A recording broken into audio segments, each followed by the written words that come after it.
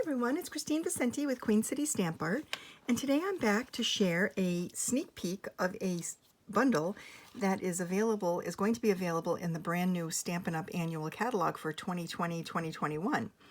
And this is called the Forever Fern bundle, and it includes these beautiful botanical images as well as some lovely sentiments and some really nice combined fonts, as well as the Forever Flourishing dies, which includes not only the die cuts to cut out the shapes of the stamped leaves, but also some extra pieces that cut out just a really beautiful leaf sprig that you can use on any card without any kind of stamp set involved. So I think this bundle is going to be a great value, and I wanted to show you a nice clean and simple card design today to give you a little sneak peek of what's to come in the new catalog. So we're going to start with a color palette in soft seafoam, crumb cake, and the ink I'm using is soft suede for the sentiment. I'm also using Pear Pizzazz as the green in this particular sample. So for this card, we're going to start right from scratch. So I've cut a 5.5 by 8.5 base card, and I'm going to lay that on my trimmer to score it at the 4¼ inch mark so that we can fold it in half and create the base card. Just like that. Now we'll get a nice fold on this. So this is the base card, and then I have cut a little panel using the Stitch Layers dies, and this is in Whisper White, and it measures 3.5 by 2¼ and then I have a little strip of crumb cake that measures about, let's see, 3 inches by 1/2 inch, and then this little panel measures 4 by 5¼ and this is going to be the layer panel that we're going to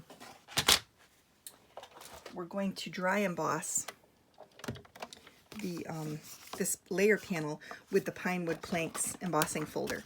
So what I love about the Pinewood Planks embossing folder is that it has some horizontal lines that you're going to want to make sure that they're straight so that you don't have a crooked Pinewood plank unless you do that on purpose.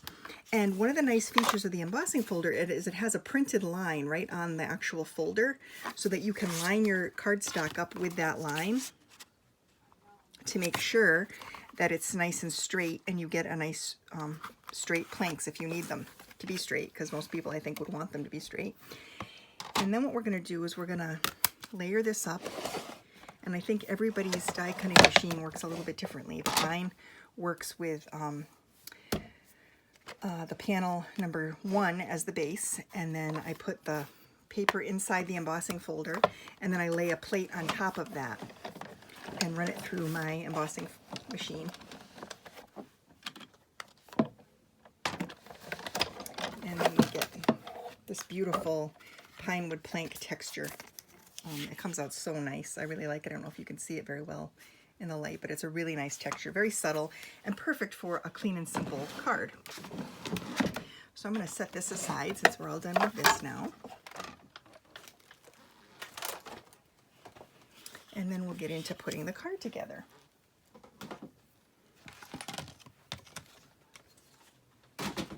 Okay, so here's the supplies.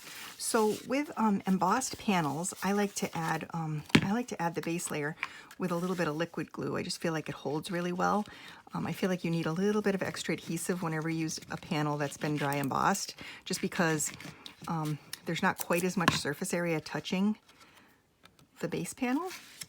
And so this really helps get the glue in all the different crevices and whatnot. So we're going to lay this down first. And this is tone on tone, so it's soft seafoam. Then we're going to go on to the stamping. So for the stamping, I chose Pear Pizzazz because the green is just a little bit darker, just slightly darker, but still a yellowy green that's in that family. And we're going to ink up one of the leaf images here.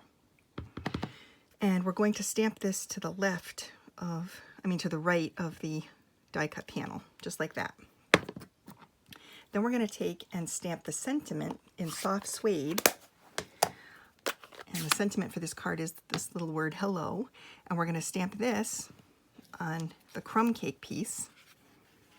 I'm just going to do it on one side here. And that's kind of crooked. Let's try that again. There we go, that's much better. And then we're going to take our snips and snip it out just kind of straight, just like that. And that's going to layer on top. So now what we'll do is we will add the this layer to the card base with some straight adhesive, some nice tape runner. And I like to layer it on nice and thick, because again, it's layering onto an embossed panel, which has some raised and indented spaces. So we're just going to line this up with the bottom right corner of the card, like that. And then for this piece, we're going to add some dimensional adhesive on the back.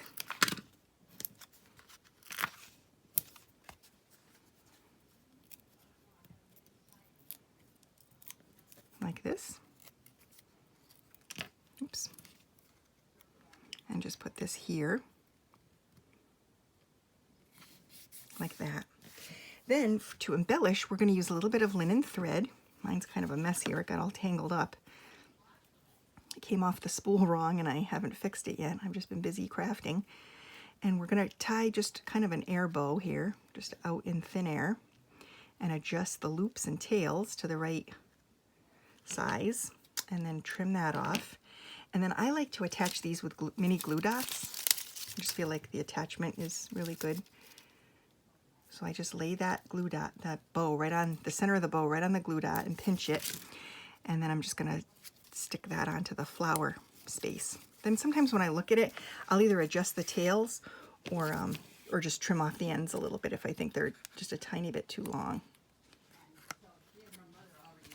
There we go. So that looks good.